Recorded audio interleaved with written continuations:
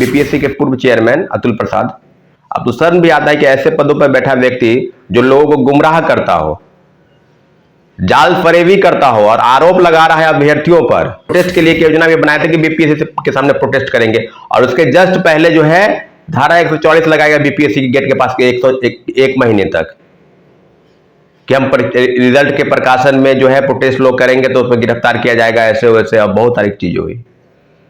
आप रिजल्ट बना रहे थे, किसका रिजल्ट बना रहे थे आप? वही सीटेट फेल, एसटीटी फेल, फर्जी वाले और धांधली की शिकायत करने वाले के खिलाफ कार्रवाई कर रहे हैं। और जो धांधली करके बैठा हुआ है, फरार हो चुका है, बीपीएससी का पूर्व चेयरमैन अतुल प्रसाद सबसे बड़ा गुनाहगार है। जो आरोपी है वो जो बोल रहा है उसके बाद तो भरोसा नहीं है। और आप जो ट्वीट करते थे, ट्वीट करते थे, बड़े पैमाने पर फर्जीवाड़ा हुआ और बिहार के लोगों का गला घोटा गया। ये गला काट प्रतियोगिता हुई और लीडर जो है इसी प्रदेश के नेता, मुखिया, मुख्यमंत्री, उप मुख्यमंत्री बैठ कर तमाशा देखते रहे और दिल इतना बड़ा कि दूसरे प्रदेश के लोगों को आकर नियुक्ति प्रमाण पत्र दे दिए। और बिहार का लोग कटोरा लेके भीख मांगने की नौबत आ जाएगी। ये परीक्षा समाप्त होने दीजिए। टीआरई 3 या टीआरई 4 हो रहा है ना, सब में पैसा लेकर बहाल करने। अरे पैसा ही लेना है तो बोली लगा लीजिए, क्यों परीक्षा कंडक्ट करा रहे हैं?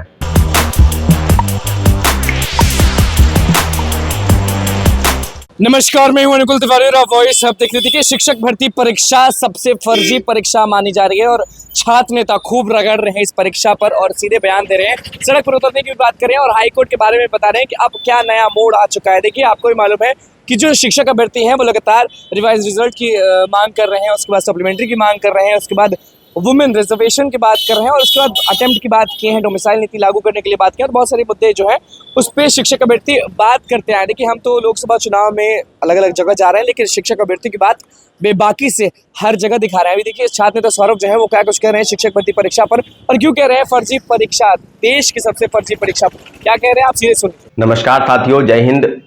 अभी हम बात करेंगे शिक्षक बहाली के विषय पर और शिक्षक बहाली के उन सारे विषयों पर आपको पता है और रूबरू हो गए होंगे कि टीआरई 1 और टीआरई 2 में जो खेला हुआ अब परत दर परत खुल रहा है।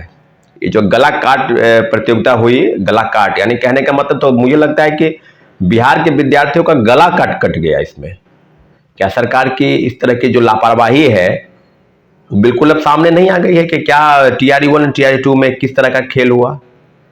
ये बात बिल्कुल सही है कि पिछले 3 महीने में जब 2 लाख लोगों को नौकरी देने की बात हुई और नौकरी मिली, परंतु नौकरी मिलने के लिए क्या क्या करना पड़ा, कौन कौन लोग शामिल हो गए, ये अब कहने की जरूरत नहीं है। फर्जीवाड़े के आरोप पहले भी हम लोग लगा रहे थे और अब फर्जीवाड़े के आरोप तो अब सिद्ध हो गए हैं। कोई मामला अब बाकी रह गया है क्या?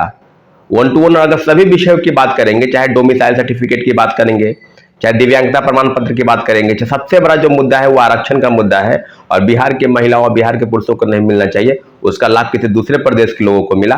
ये बिल्कुल अब सामने आ गई है मामला।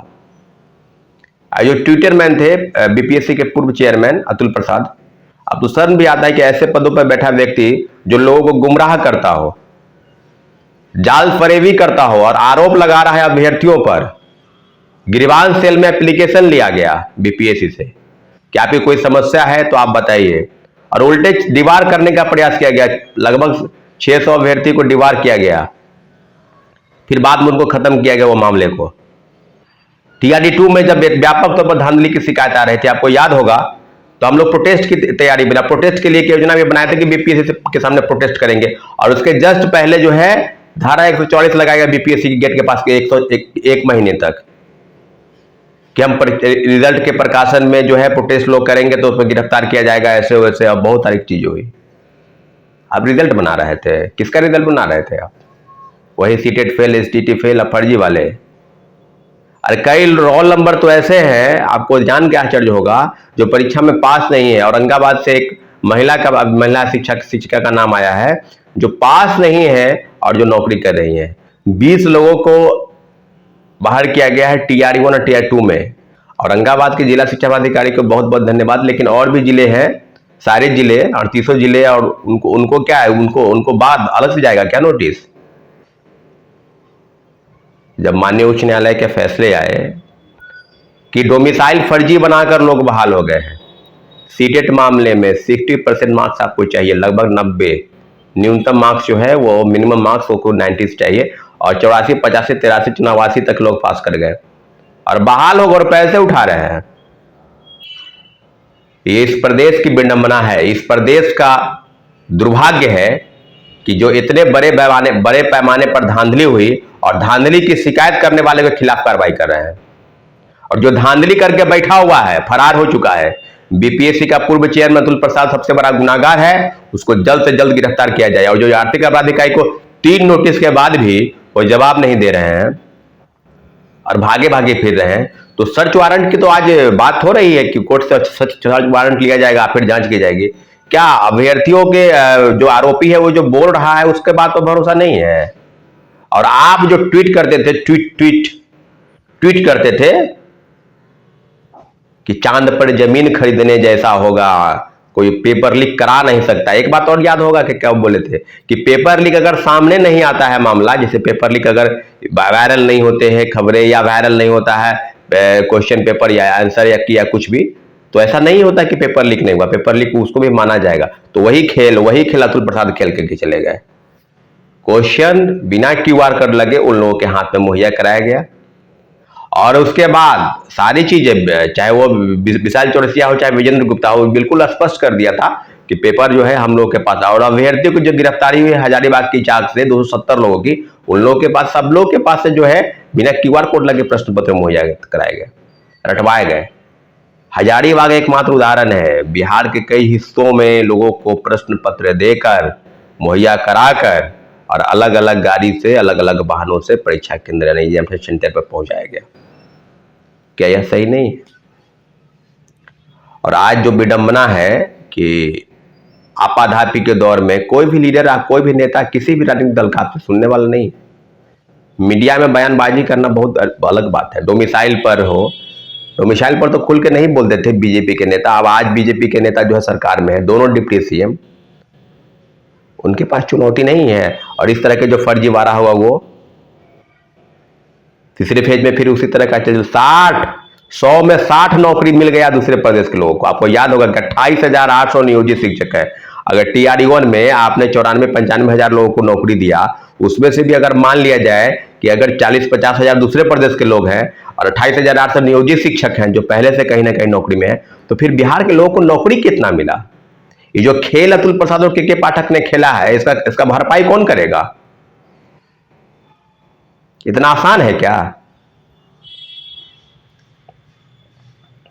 आप बाहर कर रहे हैं, कभी डोमिसाइल सर्टिफिकेट फर्जी वाला पकड़ा जाए उसको बाहर कर रहे हैं, कभी सीटेड जो मिनिमम कट ऑफ को पार नहीं किया उसको बाहर कर रहे हैं। अरे आप बाहर करिएगा तो सप्लीमेंट्री रिजल्ट के नाम पर जो धोखा हुआ, षड्यंत्र हुआ, वो कहां से आएगा? उसके लिए तो कोर्ट में चल रही है आज का, और कोर्ट ने स्पष्ट कहा है सब मामलों पर। अभी डोमिसाइल फर्जी वाला है ना, ये जो मामला है ये ऐसे नहीं है। अगर आप बात करेंगे सप्लीमेंट्री रिजल्ट की, अगर हम लोग बात नहीं करें तो सीधे सीधे कहा जाए तो ये TRE-1 TRE-2 दोनों रद्द होने की स्थिति में है। क्यों नहीं रद्द होगा? ना आरक्षण का नियम का पालन हुआ, ना फर्जीवाड़ा व्यापक तौर पर हुआ, डोमिसाइल सर्टिफिकेट बनाकर लोग बहाल हो गए। यहां की दिव्यांगता के साथ मात्र एक पेपर की बात की जाए, 43 रिजल्ट आया हिंदी में और 8 लोग सिर्फ बिहार के थे, बाकी दूसरे प्रदेश के 33। डाटा अभी आना बाकी है। बिना डाटा आए हुए आप इतना जान लीजिए कि जो आर्थिक अपराध इकाई की रिपोर्ट पर और जो मीडिया में जो चल रही है खबरें, कई मीडिया जो है इसको बहुत प्रमुखता से नहीं, लेकिन प्रिंट मीडिया को बहुत बहुत धन्यवाद, ये काफी प्रमुखता से छप रही है और छाप रही है। और सारी चीजें अब ये बात आगे की तरफ बढ़ेगी ना भाई, कि आगे क्या बीपीएससी और शिक्षा विभाग सिर्फ परीक्षा लेने के लिए तैयारी कर रही है और जो तीन नोटिस के बाद भी जवाब नहीं दे पा रही है, तो गिरफ्तारी तो होनी चाहिए ना भाई। बिना QR कोड लगे अंदर से कैसे चल गया?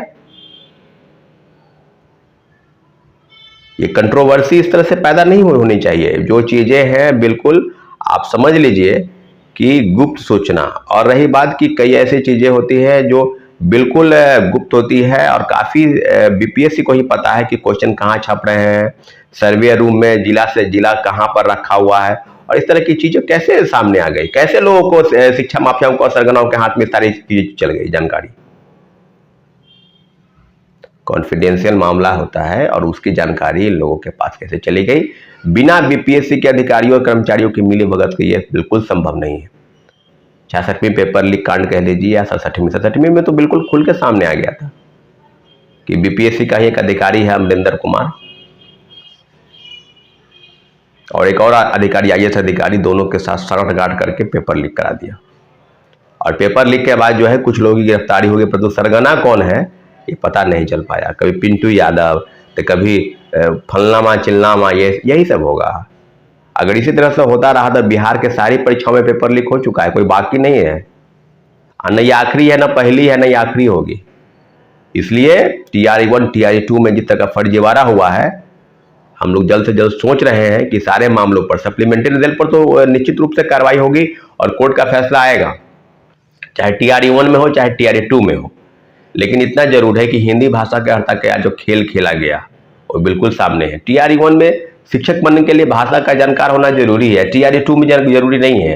ये जो खेल इसलिए खेला गया कि GS का पेपर हटवाया गया, पढ़वाया गया प्रश्न पत्र मुहैया कराकर, और हिंदी भाषा हो सके हिंदी में मिनिमम कट ऑफ 9 लाने थे, हो सके फेल कर जाए तो चलो उसको ही समाप्त कर दो।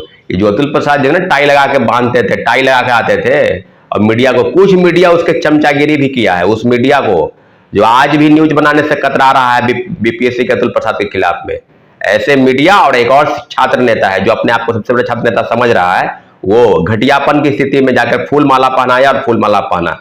आज बोले ना, क्रेडिट क्यों नहीं ले रहा है?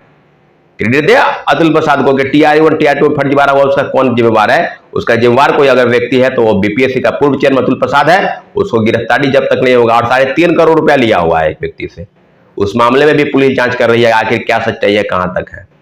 ये जो कुछ लोग यूट्यूबर जो फैलाते हैं ना न्यूज कि ये वो दिस दैट, ये सब आप जान लीजिए, कान खोल के सुन लीजिए। TRE1 और TRE2 में बिहार के युवाओं के साथ, बिहार के महिलाओं के साथ, बच्चों के साथ जिस तरह के भविष्य के साथ खिलवाड़ हुआ है, उसका कोई अगर जिम्मेवार है तो बीपीएससी है और शिक्षा विभाग है। बड़े पैमाने पर फर्जीवाड़ा हुआ और बिहार के लोगों का गला घोटा गया, ये गला काट प्रतियोगिता हुई, और लीडर जो है इसी प्रदेश के नेता, मुखिया, मुख्यमंत्री, उप मुख्यमंत्री बैठ कर तमाशा देखते रहे, और दिल इतना बड़ा कि दूसरे प्रदेश के लोगों को आकर नियुक्ति प्रमाण पत्र दे दिए। और बिहार का लोग कटोरा लेके भीख मांगने की नौबत आ जाएगी। कि परीक्षा समाप्त होने दीजिए, TRE3 या TRE4 हो रहा है ना, सब में पैसा लेकर बहाल करने। अरे पैसा ही लेना है तो बोली लगा लीजिए, क्यों परीक्षा करा रहे हैं? यहाँ का एज लैप्स हो गया है, 20-30 और 30-40 पहुंचने में टाइम नहीं लगता है। इसलिए साथियों बिल्कुल एकजुट होकर रहिए। 4 जून को लोकसभा की मतगणना होने हैं, उसके बाद बीपीएससी का घेराव किया जाएगा और निश्चित रूप से जो फर्जीवाड़ा का खेल चल रहा है उसका पर्दाफाश होगा। आज ना होगा कल होगा, लेकिन इतना जरूर है कि आर्थिक अपराध इकाई बिल्कुल बेहतर काम कर रही है। आर्थिक अपराध इकाई को बहुत बहुत धन्यवाद तहे दिल से। और आप बिल्कुल खबरें बनाए रखें, बिल्कुल हर चीज पर, और आंख कान खोल कर। और जो सेटर हैं, जो सेटिंग के तहत चाहते हैं कि नौकरी कर लेंगे, उनको एक एक लोगों को बाहर किया जाएगा, चाहे वो दिव्यांग फर्जी बनाकर हो, चाहे डोमिसाइल फर्जी बनाकर हो, चाहे STET हो, चाहे सीटेट हो, या कोई भी सर्टिफिकेट हो। अगर आप सोच रहे हैं कि हम नौकरी कर लेंगे और बच जाएंगे, ये संभव नहीं है। सरकार तो नहीं सुनी तो कोर्ट जरूर सुनेगी, और कोर्ट के माध्यम से सारी चीजें सामने आ जाएगी। ठीक है साथियों, धन्यवाद, जय हिंद। तो आपने सुन लिया कि किस तरह से छात्र नेता सौरभ जो है वो सीधे कहते हैं कि फर्जी परीक्षा का ही है, फर्जी बहाली का ही है। कोर्ट ने क्या फैसला लिया है, कोर्ट क्या फैसला लेने वाला है, वो भी बता रहे हैं। उसके बाद किस तरह से सारे मुद्दों को एक करके सड़क पर उतरने की कोशिश करें, वो आपने सुन लिया। आप देखना होगा कि शिक्षक भर्तियों के साथ होता क्या है, क्योंकि बहुत निराश है और उनका हक छीना जा रहा है कहीं ना कहीं। तो बस हमारे चैनल को सब्सक्राइब करें, धन्यवाद।